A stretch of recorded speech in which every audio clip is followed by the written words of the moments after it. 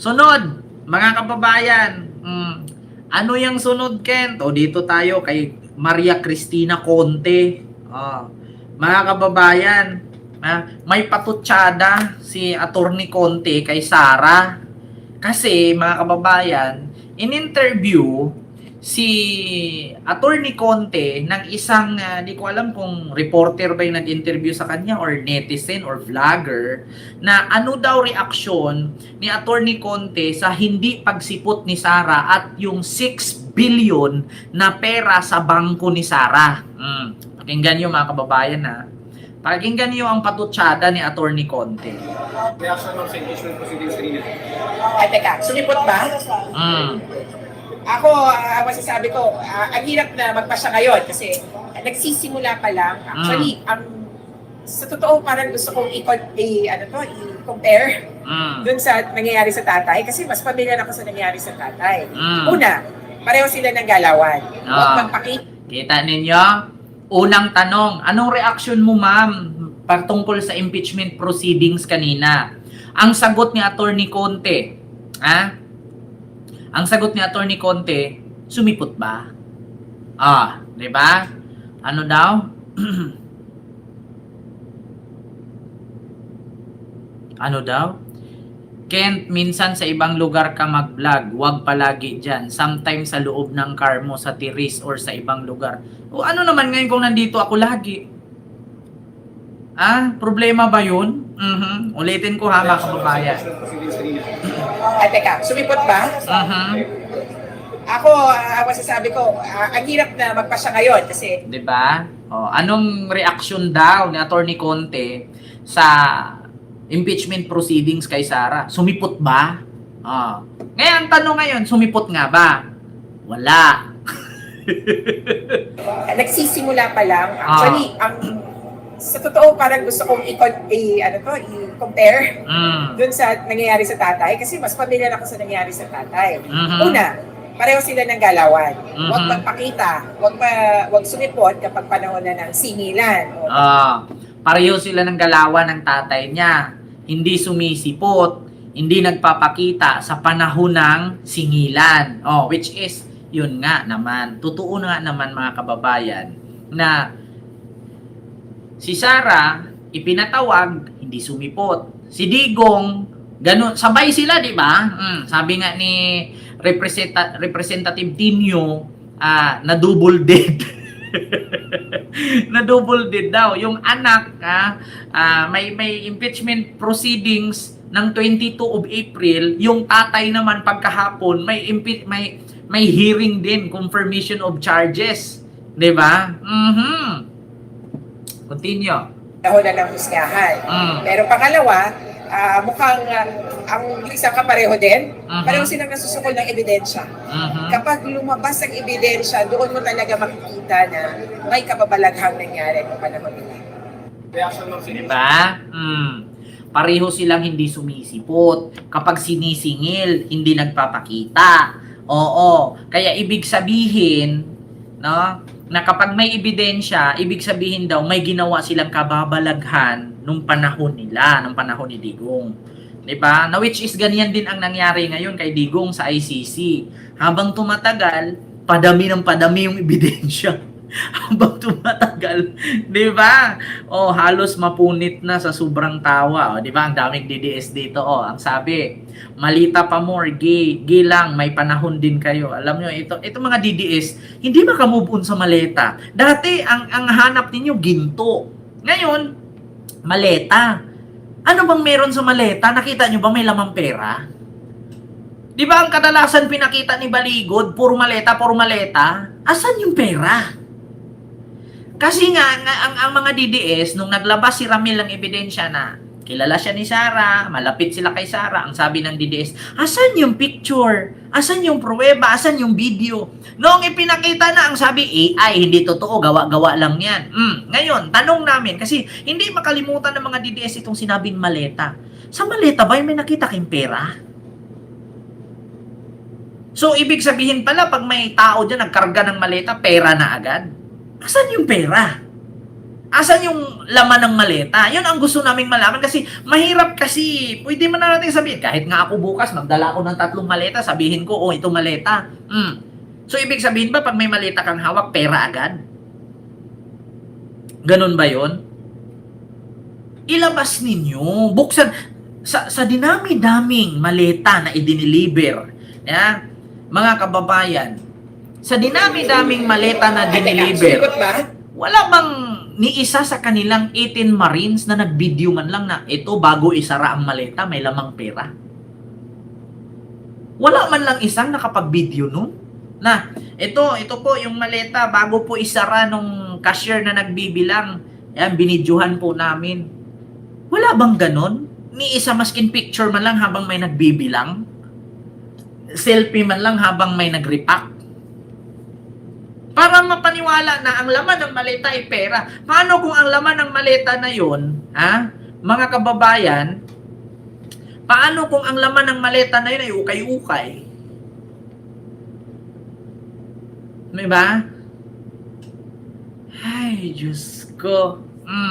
Kaya sabi nga ni Tinyo, ito mga kababayan si Tinyo. Ito, punta tayo dito mga kababayan. Sabi ni Tinyo, sa BNC. Ito mga kababayan BNC. Kita ninyo, BNC RIP. Tinyo. Mag-amang Duterte. Tignan natin mga kababayan. Sabi ni Tinyo sa mag-amang Duterte na ang sabi niya parang na-double na-double dead. Bakit? Kasi nga hearing sa kay Sara, hearing din kay Digong. Diba? Nasaan ba yun? Hanapin nga natin mga kababayan.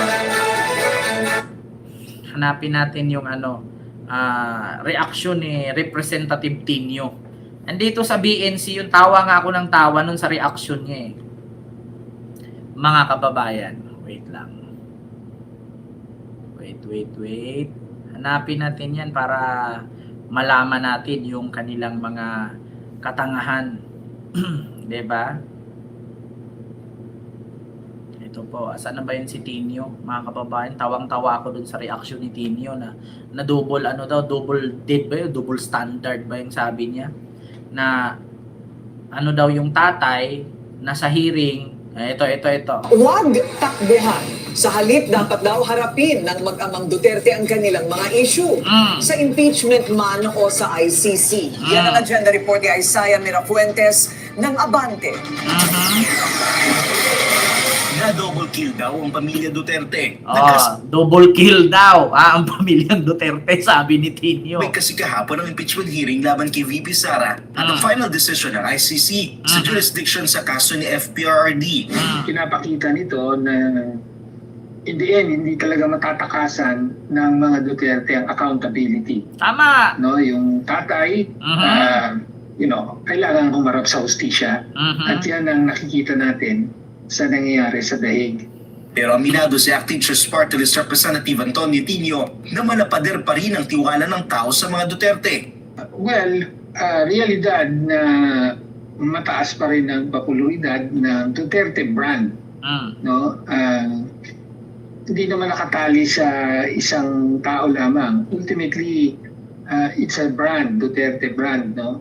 Kaya nga kahit ang Vice Presidente na wala naman talagang track record ay nangunguna sa presidential. Ang sakit, no? Vice Presidente na walang track record, sa madaling salita, walang nagawa, pero nangunguna sa survey. Biro, ang sakit nun. Vice Presidente ka tapos walang track record, tapos nangunguna ka sa survey. Masakit yun, As early as now, ganon din itong si Mayor Baste na biglang pinoproject na. Sa kabila nito, tiwala si Tinyo na aabot sa Senado ang impeachment ni VP Sara dahil sa lakas daw ng mga ebidensya. Tama. Tinatikos din niya ang planong biyahe ng bise Tila pagtakas daw ito sa kanyang pananagutan. Diba, Para mamulay? naman kay Akbayan Party List Representative Persis Indania, walang ibang dapat sisihin kundi si VP Sara at ang kanyang pamilya. Sa dulo raw, ang BC mismo ang magdidiin at uusig sa kanyang sarili. Tama. Sa susunod na impeachment hearing sa April 29, tatalakayin daw ng House Justice Committee ang muli pagbubanta ni Duterte laban sa First Family at former House Speaker Martin Romualdez. Posible rin daw pusisiin ng komite ang tax records ng BC at ng kanyang asawa na si Mans Carpio. Para sa agenda, Isaiah Mirafuentes. Kita nyo mga kababayan, sabi ni Tinio, double kill. Sa madaling salita, nabutya. Sa madaling salita, nabutya sila. Alam mo yung matagal ng karne, tapos binibenta pa.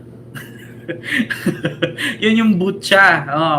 Biruin mo na double kill umano, sabay ang impeachment hearing sa ICC at sa Kamara. Tapos daw, meron daw ang lakas ng loob na tatakbong presidente na wala namang track record. Totoo naman talaga mga kababayan, biruin mo, ang lakas ng loob tatakbong presidente. Tapos pag tinanong mo, ano bang nagawa? Yung pumagpulot ng basura. Ano pa? Yung magtanim ng puno. Ano pa? Yung gumawa ng libro. Tapos tanong, yun bang nagtanim siya ng puno na pakinabangan na ba ng mga Pilipino? Hindi po. Kasi bakit? Hindi pa po lumaki. Yun bang nagpulot siya ng basura na pakinabangan pa ng Pilipino? Hindi po. Kasi sa bundok po siya ng pulot. Pangatlo, yun bang libro ni Sara pag nabasa ng bulag nagkakaroon ng mata? Paano nga magbasa? Bulag nga. Yun bang libro ni Sara pag nabasa ng pilay nakakatakbo? Yun bang libro ni Sara pag nabasa ng senior citizen na may diabetes, hindi ba maputulan ng daliri o mabulag? Yun bang libro ni Sara ang proyekto pag nabasa ng yagit na walang makain, nagkaroon ba siya ng fried chicken? Diba? Yun mga kababayan. Yun ang katanungan. Ay, Diyos ko. Kaya nga sa madaling salita mga kababayan, si Sara, yung itinakbo po niyang presidente or pagpasok niya sa presidential race 2028, hindi po yan para sa bayan yung ginagawa niya.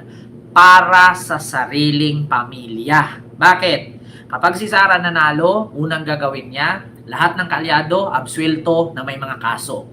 Lahat ng kaalyadong nakakulong, makakalaya lahat yan. Yung tatay niya na sa ICC, makakauwi yan. Si Saldico, pag uwi, absuelto yan, magkakaroon ng pardon yan.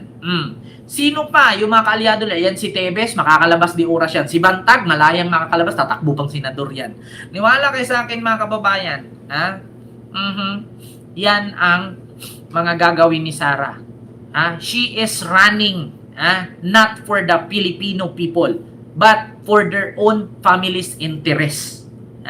Yun ang kanilang gagawin, ang kanyang balak. Diyos ko, maniwala kayo, si Kibuloy nakakulong, hindi makalaya yan. Niwala kayo sa akin. Si Robin Padilla nga, convicted, pinalaya ni Digong. Si Gloria nga nakabraket-braket na sa liig kung ano ng mga kaik-ikang ginagawa. Tapos nung naging presidente si Digong, nawala. Ano yun? Himala! Himala pala si Digong nung naging presidente. Yung sakit ni Gloria Arroyo sa liig, nawala. Biruin mo, no, nabigyan ka ng pardon, nawala yung sakit sa leeg. Ano yun si Digong? Santo? Ano yun? Pagkapanalo ni Digong, may kasamang himala. Nanalo si Digong, nawala yung sakit ni Gloria. Nanalo si Digong, nakalaya si Erap. Ay, nako.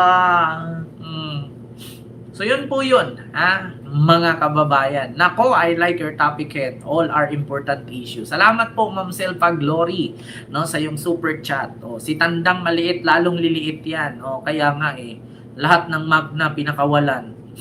Biruin nyo, sa totoo lang mga kababayan, sa panahon ni Pinoy, yung mga kurap pinakulong. Sa panahon ni Digong, yung mga kurap pinalaya. Sa panahon ni PBBM, ipakulong ulit ang kurap. Pagdating sa panahon ni Sara, palayain na naman ulit yan. Di walang kwenta, tayo lang taong bayan ang niloloko ng mga animal na yan.